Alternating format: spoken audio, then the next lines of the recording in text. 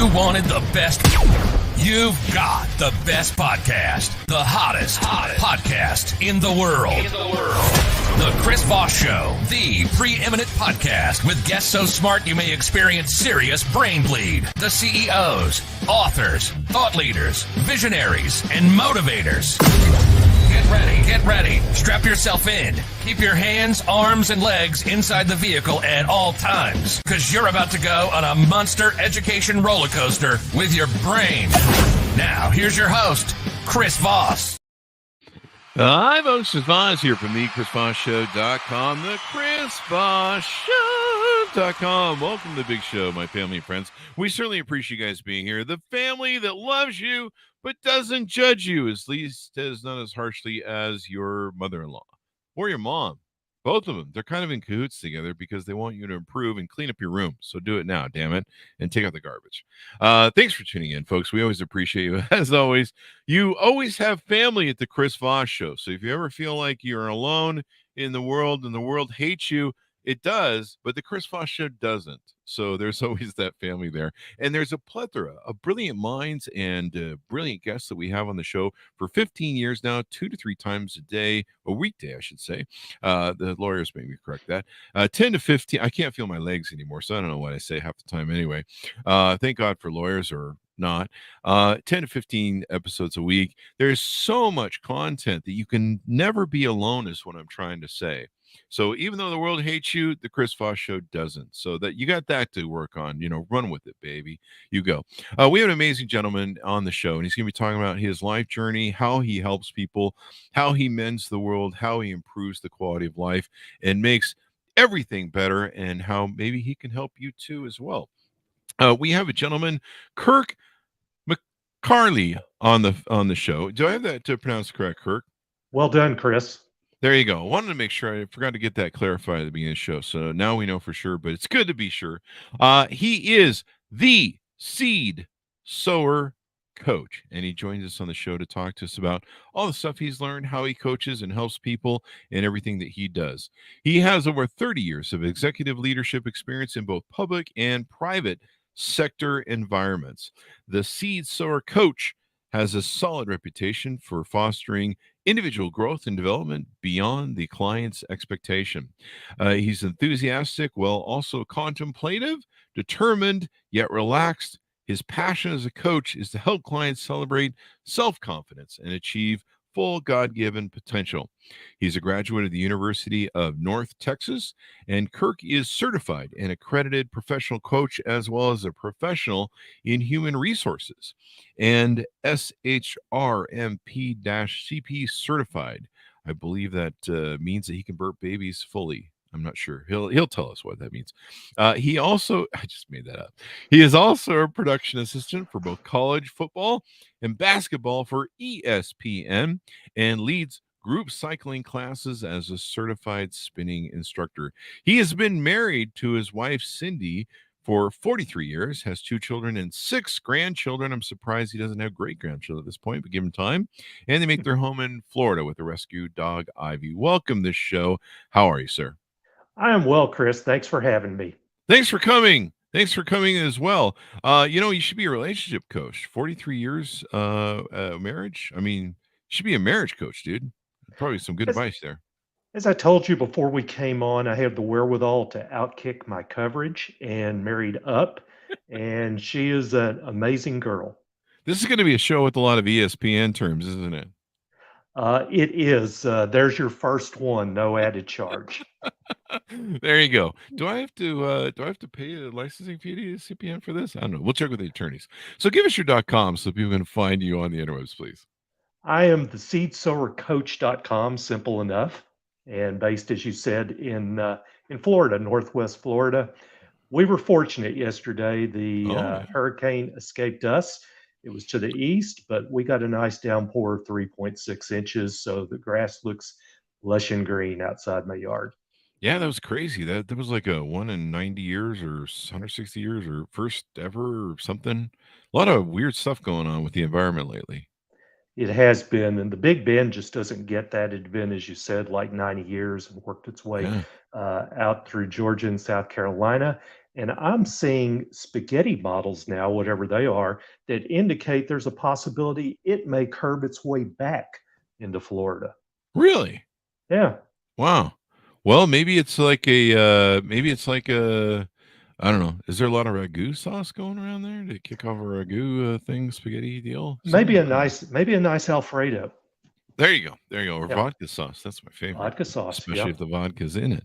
That's There you right. go. So, give us a 30,000 overview of what you do. What is the moniker that you use that's so interesting? The Seed Sower Coach.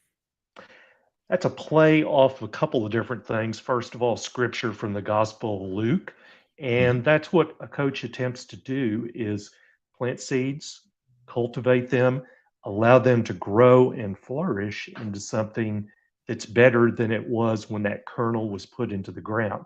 I Oh, use that metaphor also because I'm an avid gardener facing the challenges of gardening amidst salt air and hurricanes here in Florida. I still had a tremendous sprouting of green beans, squash, and herbs this past year. So that's how the name came into being. And what I specifically focus on is executive and career coaching. But as I tell my clients, life always intersects both of those. doesn't it though? Doesn't it though? I love the concept of the seed sower and basically use that in your life coaching, your career coaching, transition and specialty groups, et cetera, et cetera. So what who are your clients and what type of person are you usually looking for to help succeed? I'll tell you what my aim is, and then I'll translate that into the reality. My aim is people like me who are late in career, maybe a little bit younger than me now, and I'm trying to find that capstone achievement or opportunity in whatever it is that I do. Or I'm ready to employ my dream, what I've always thought of doing, but for whatever reason, I haven't had the opportunity to do that just yet. I also work with younger people who are not fresh out of school, let's say, but have been in the workforce for 3, 4, 5 years. Okay, I've seen this. This really isn't the answer. What do I do next? Now, Mhm. what do I end up in reality? A little bit of that, but all points in between as well. I have people that are trying to figure out how can I have a greater leadership or executive presence? How can I communicate more effectively? Even on the career pathway, I'll have some that will say, I've got everything I want in my career, Kirk. Now I'm looking for romance. I'm looking for relationship or bettering a relationship. And I get into a little bit of Dear Abby with that at times. There you go. There you go. So, tell us your story. How did you, how did you grow up, and what shaped you and kind of molded you that got you down this road? I'm a native Texan, and early on in my life, took an interest in athletics and sports. But really, the statistical element of that, and I'll get that into that in a minute when we talk about ESPN. Hmm. Went to school, joined a fraternity, which was a really important turning point in my life because I connected with the people I would later work with ESPN, but also I became the rush chairman for the fraternity. And I decided, hey, I enjoy recruitment. So out of school, what do?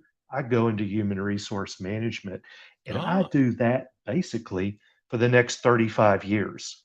Well, I'm in my mid to late 50s by that point in time.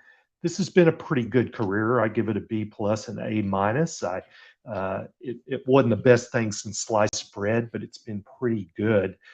What am I going to do next to reach my dream and my capstone opportunity? So I was thinking of several different things, but I made the decision to hire a life coach myself. And ah. about 3 meetings into it, I looked him in the eye, pointed my finger at him, and I said, I want to do what you do. Hmm. So at the age of 56, I went back to school. How do I become a coach like my coach was? I did that. I persevered some storms the last couple of years in the job that I was working in. It was a real test on my ethics, but I survived that. we had a dream, my wife and I, to get down here to Northwest Florida. We were in St. Louis at the time. Mm. And so many people in St. Louis, they discover Florida. The Midwesterners, they move here. So that's what we did.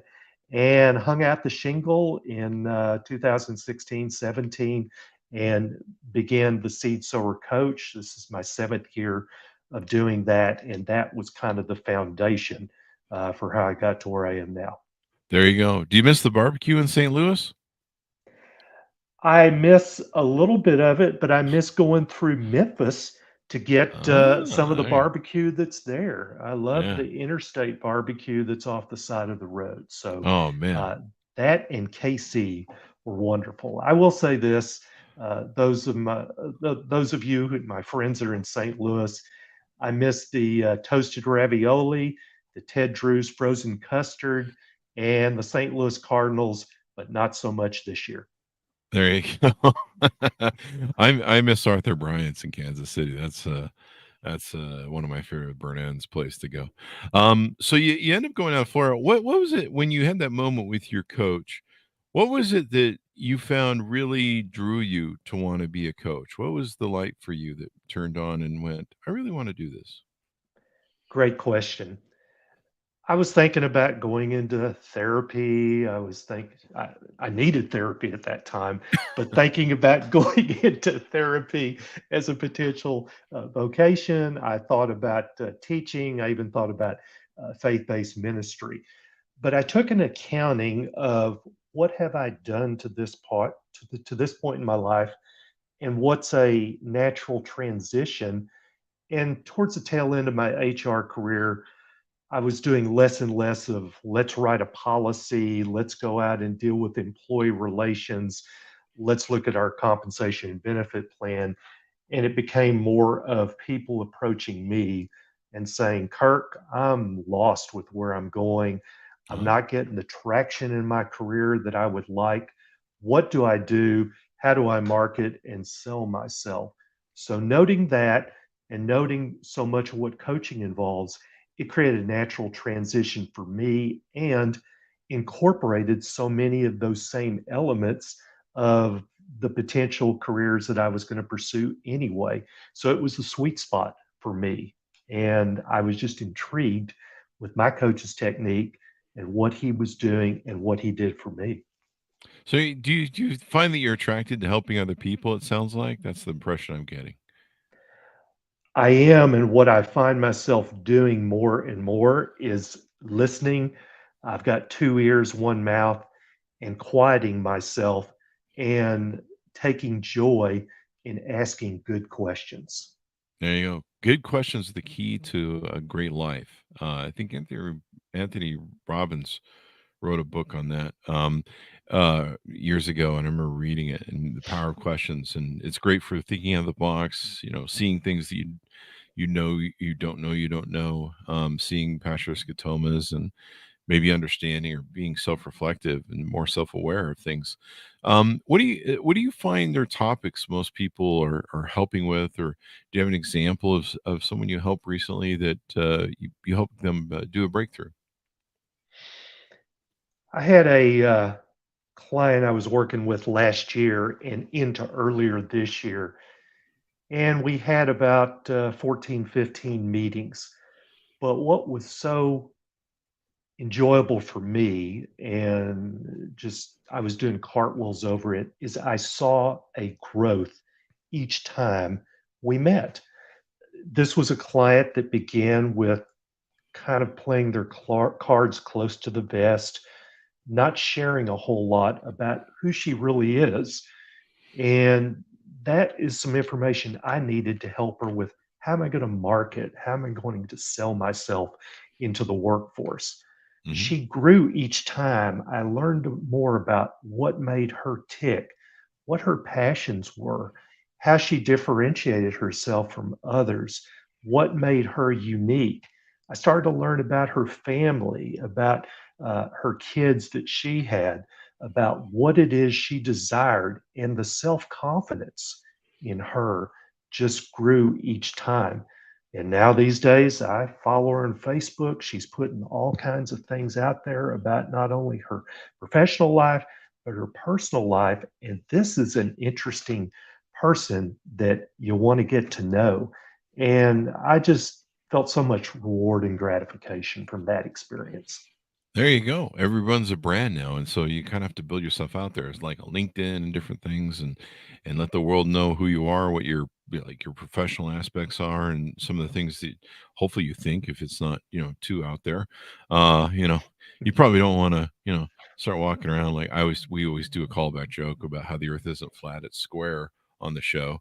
And in fact, we just had a NASA guy on, and I was telling the jokes about I'm like, everyone knows the world's square; it's not round. And so we are having a laugh over that. But so don't, as long as you're not putting that on Facebook. Although you can, there seems a lot of people putting weird stuff on Facebook. But it's interesting how you can share the world, and when you share with the world, even some of the challenges, or stories like we tell on the show. They're kind of like the little life manual to life. And I've shared moments of my life where I maybe didn't want to share them, that were painful or intimate, like my dogs died, and the pain that I was feeling over it. And I found that was interesting is when I share with other people, I found I wasn't alone, and it helped some other people. I had some friends say, "Wow, what you wrote, made me realize I didn't kind of closure with a parent or my dog or whatever." And so sometimes sharing stuff, like she did, makes it so that we kind of realize we're not alone in this journey and struggle and stuff. And everyone's kind of struggling with maybe a little bit of what they are. And sometimes if you share, you help other people. You're absolutely right. And a client will express things like that that is hurt or an unresolved issue. And a Hmm. coach will ask, from an accountability standpoint, what do you sense you need to do about this? And Hmm. when do you want to do that by? And what are you going to say? So there's that accountability of somebody is there watching me to see if I'm really going to jump out of that airplane and if the parachute is going to hold me, and it will. And the relief and the satisfaction that comes from a client when they have executed what they know they need to do, it opens up so many other different parameters of their life and sometimes career as well. There you go. What's the difference between coaching and counseling? Because sometimes, people aren't sure, what is the difference? That's a good question. And I use the metaphor of Gretzky, Wayne Gretzky, Hmm. the great Gretzky. He intuitively knew where the puck was going to be when he was on the ice, and he skated to that. I believe with each of my clients, they also have the capability of identifying where their puck is, where their ball is, whatever it is they want. It's just somebody needs to ask them the question to draw that out of them. So it's looking into a future state. Counseling differentiates from that. And by the way, counselors and therapists do a wonderful job. I wasn't joking. I've had some opportunities to get some counseling in my life when I've hit some rocky moments, and it has been well worth the investment. But a lot of that is based on past behavior. What was your family of origin like? What were the traits and behaviors that you picked up at that point in time? So it's a lot of reflection and then applying that reflection for where you want to get to. Coaching differs in that we're not so reflective, but we're future oriented. Where do you want to go from this point in time now? And we have to be very careful because if a client comes to me and says, dealing with some deep hurt at this point or struggling with some addictive tendencies, if we're a good coach, we need to be able to recognize this may be better worked out with a clinical psychologist or a counselor, and we work on a referral there. So I work Hmm. in concert. In some instances, a client will have both me and a counselor that they're working on for different things. And it's interesting how we typically parallel the approach that we're taking with that client. There you go. What have you learned about yourself through coaching others? There's an old saying that the teacher sometimes learns more than the student. Oh, and without question, I have learned more in this last 6 or 7 years, it feels like, than all the many years dating back to maybe when I was 2 or 3 years old, when they say you've captured about 90% of everything you're going to know by that point in time. Hmm. I've learned self confidence, the confidence to apply my curiosity and to not feel so limited in asking questions, in Hmm. having that quest for wanting to learn more. I've learned that when you talk to an audience of people, such as we're doing now, I used to have a lot of trepidation with that. But Chris, it's just you and me talking now. And there's some other people that are listening into our conversation, and I hope that they're enjoying that. So, consequently, I don't have any hesitancy with talking in front of groups because I look at it as it's one on one. So, confidence in talking with groups and asking good, deep, and probing questions because I'm curious. There you go. Well, somebody in our audience is enjoying the message, so there you go.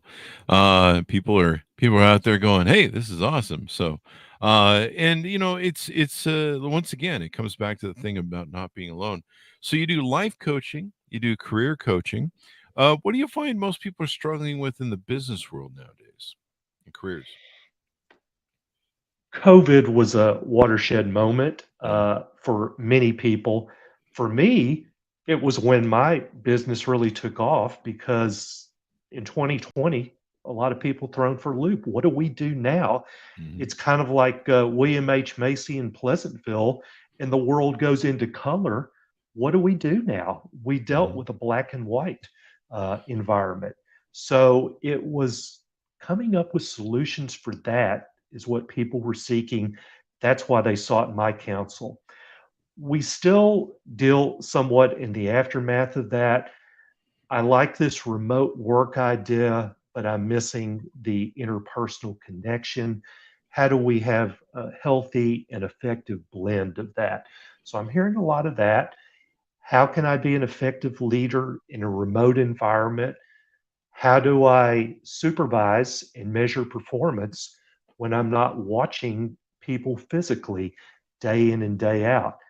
There's elements of confidence, there's elements of trust, elements of faith that kick into that as well. And I guess the big question on that comes into how should my services be valued? Am I being compensated for what I'm worth? And if I'm not, how do I sell? How do I market myself in the most effective way? So, those are a few of the more profound things I'm hearing from clients in the work environment. There you go. It's a tough world out there when you're looking for a job and you're trying to stick out from other people. And we've seen a lot of this. I think we had a recruiter on recently who talked about how you need to build yourself out on social media to kind of build your own brand, even if you work for a company you're happy with now, and make it so that recruiters or companies can see your brand and go, hey, this looks like somebody we should have on board.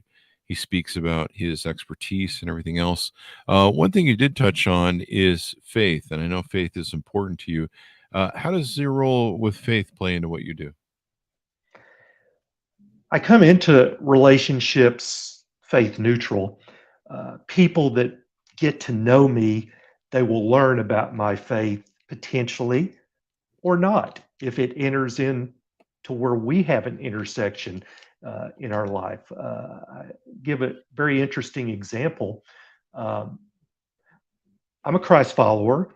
I had a client who was in the Middle East who was Muslim, and there was an element of him during our interaction that was seeking and that was searching. Hmm.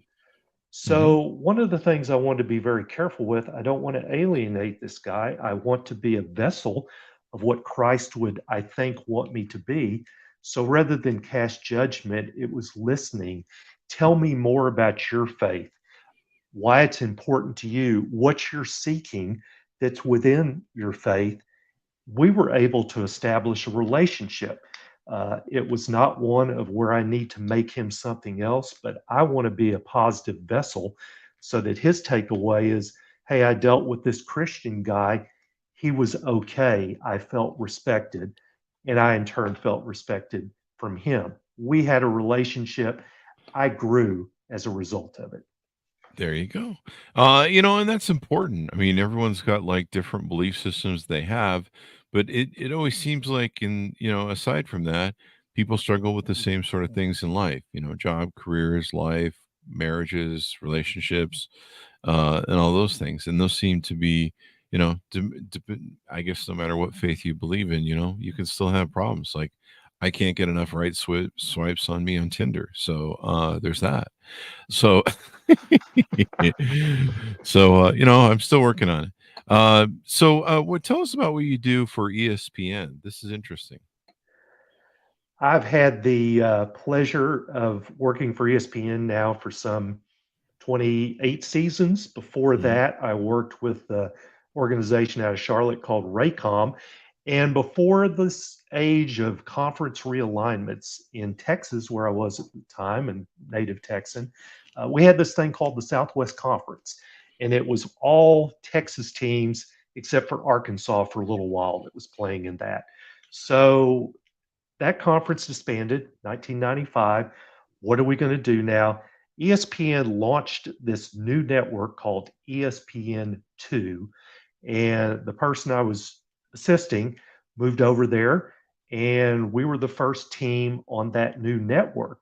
And that seems funny talking back to 1996 that ESPN has two networks because now we've got ESPN Deportes, ESPN Radio, ESPN2, ESPNU, Classic. It goes on and on and on, but it was still in its infancy at that point in time. So my entry into it was via a college roommate who was a broadcast communications major, and he needed a statistician to help him with college football and basketball. So that's how I got on that bus in 1989. He has since moved on to other things. I've continued, and this is going to be my 35th season upcoming and starting Saturday for college football. And then we'll go into basketball, baseball, softball, other sports as well. There you go. Yeah, it's sports and ESPN, man. It's is crazy all the different sports they have out there. There's even new sports now. I was seeing something with vegan horse riding in Sweden. You see those videos, and the gals are just running around on hobby horses, sticks, doing the thing. So there's all sorts of new sports. And It's like when you and me were kids, let's yeah, invent a game. And so we've got tag, which is a sport, and people get paid for it now. yeah, Pickleball, it goes on and on. So it's yeah. like the world of make believe has come to reality. There you go. I'm still waiting for drinking games to make it into the Olympics. like, like I don't know. You watch the State of Union, drink every time someone says, I don't know, more jobs or whatever. I don't know. You watch. I mean, I guess Tom Brady isn't playing anymore, so you can't watch every time he drink every time he does a touchdown and end up in the hospital with alcohol stuff, poisoning. But yeah, it's I mean, at one point, I think isn't there like an ESP 20 or something? Is there? It seemed like you guys had so many channels there, you couldn't even watch them all, I think basically. there's an ESPN bet now that is a betting network. You can examine the Is there really? lines. Yeah. Wow. So that is one of the significant changes that has taken place is Yeah, used to you didn't talk about Las Vegas. That's kind of that's come more true. into the mainstream now. It really has with some of those sports betting things. I remember, I lived in Vegas for 20 years, and the NFL was always and basketball was like, we're not going there. You guys are betting, and we'll get somebody will pull a whole Michael Jordan on us, and that'll be bad, or Pete Rose or whatever. And and now it's like we got the Raiders there, which is great for me because I love the Raiders. I don't know why at this point, but I must like losing, but it beats being a Bills fan at this point. So there you go, or a Browns fan. Sorry, throwing shade. They've got cool helmets. I mean, the They skull and do. crossbone. Why Yeah, can't you? black and What's not to silver. like? Yeah. Yeah, and they're like pirates, and they still play like it's the '70s, which is probably why we're here. But they have a cool new stadium as well, so they got that going for them. And I don't know, strippers in Vegas. So there you go. Now, if we just win like 3 games a season, that's all I ask, man. It's like too much to do.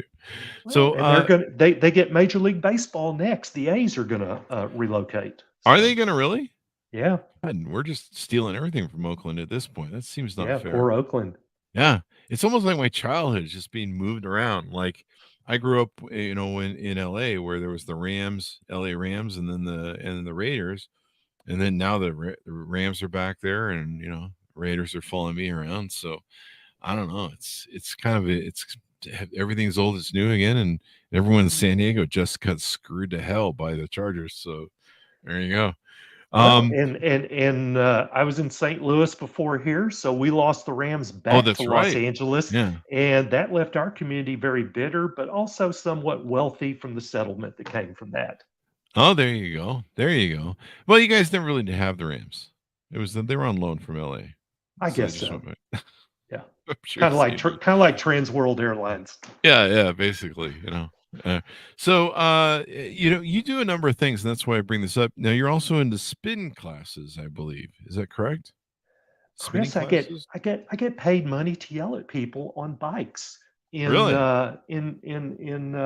in their little bike shorts and clips and things like Shit, I've that. been doing this So, for free down at the park on Saturdays. oh, it's wonderful. So I've been teaching spinning classes for 15 years, and how I got into that, I was a participant, and so I had a person that was riding next to me, Bob. Bob was 75 at the It's time, always Bob. and it's Bob.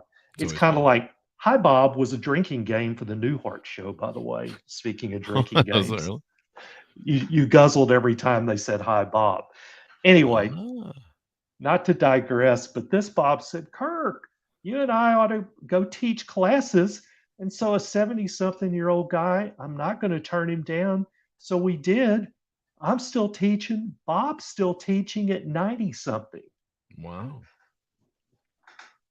That's the beautiful part about teaching, and of course, authoring books too. You can write until you're old, and you don't. The body gives out, and the brain hopefully will still keep working. That or if your writing's going to look really cool if your brain's not working anymore. People are going to be like, "This is amazing comedy." Which I think describes my book. So there you go. And so combining all these different things you do, being a person who's a multi-versed, multitasker of different careers and interests, how does it help you with your coaching and advising other clients? I'm the elder member of the gig economy. So I'm Ah, kind of like in the proposal when you saw Oscar would marry with Ryan Reynolds and Sandra Bullock, and he was also, now I don't do stripping like he did, but he was always there. uh, Um, and so I'm kind of always there in a lot of different venues, but they all, in an interesting sort of way, play off of each other. The there you listening go. part of it when I'm working football, listening to what my broadcaster is saying, what information can I offer at this point in time to spice up this interaction between himself or herself and the color analyst that's there? Is there some statistical data that I can interject into that? Hmm. In coaching, a client is at an intersection. I'm thinking about my next career move. What's it going to be? What thought have you given to using your skill as an attorney and also maybe your side gig as a potter to blend those together? It seems like an odd combination, but sometimes thinking of things that seem totally unrelated, they blend together. And he thinks about, well, in the process of displaying my pottery, I can always also talk to people about potential liabilities that may Mm, exist. Of course, spinning instruction, that's coaching right there and then, encouraging people, saying you can do this, visualize in the spinning class that you're climbing a hill, that you're sprinting in the Tour de France. What does the weather feel like?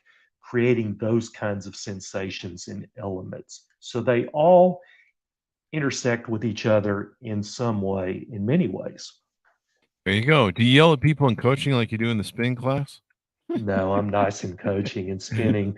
That's my Hyde persona that comes into play. There you go. You're Dr. Jekyll, Mr. Hyde. Is that what That's the right. reference is there? That's There you right. go. You gotta love it. So, how do people reach out to you, work with you, see if you're a good fit, on board with you, et cetera, et cetera? What kind of people are a good fit for you in working with you? People that want to get to a state of better, however it Mm, is they define better. I want a better employment situation. I want better enjoyment in what I'm doing at work. I'm looking for bettering my communication, my relationships. So, motivation, um, a seeker generally works well. mhm, Looking for someone who has a real desire to get to another place. I describe the coaching journey as being kind of like a hiking trip in some ways. We're going to go down this pathway, you and I. We're going to discover some things. Maybe they'll be good, maybe not so good, but it's a pathway of self discovery. And if we don't like it, we'll turn around and come back and get back on this path again. I'm looking for someone who's energetic, who is ready for change. mhm. There you go. And it sounds like a great bunch of work that you do, and you have a breadth of life experience to help people. Any final thoughts as we go out? Looking, I think back on how I've gotten to where I am right now and who has inspired me, who has presented some things that I want to learn from, I want to apply. I think of those stories, things people have taught me. We are, in some ways, an original product, but we're an original product because we're part of everything that has been applied into us, our parents, Mhm. our friends, our teammates in sports, people that we've worked alongside, maybe those people that we just had a very um, brief interaction with, kind of like Eddie, the carnival worker, in Mitch Albom's book, The Five People You Meet in Heaven. I love that book and I use it Well, in a lot of coaching application. Who he interacted with, thinking he didn't make a difference, but he really did. Those intersections are constructive, they're sacred. there you go. And sometimes life is long and big, and you just never know where it's going to lead. So give us your .com so people can find you on the interweb and get to know you better and reach out to work with you.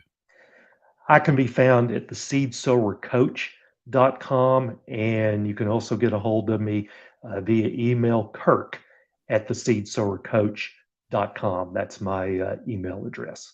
There you go. Well, this has been fun and interesting, Kirk. It's been wonderful to have you on the show. Thank you for coming by. My pleasure, Chris. Thank you for having me. There you go. And thanks to our audience for tuning in. Remember, the Chris Voss Show is the family that loves you but doesn't judge you. So, buy the shirt, whatever that means. Go to goodreads.com for just Chris Voss, youtube.com for just Chris Voss, linkedin.com for just Chris Voss, and TikTok, Chris Voss 1. You see all the great stuff we're doing. Give us 5-star reviews over there on iTunes. We really appreciate that. Thanks for tuning in. Be good to each other. Stay safe, and we'll see you guys next time.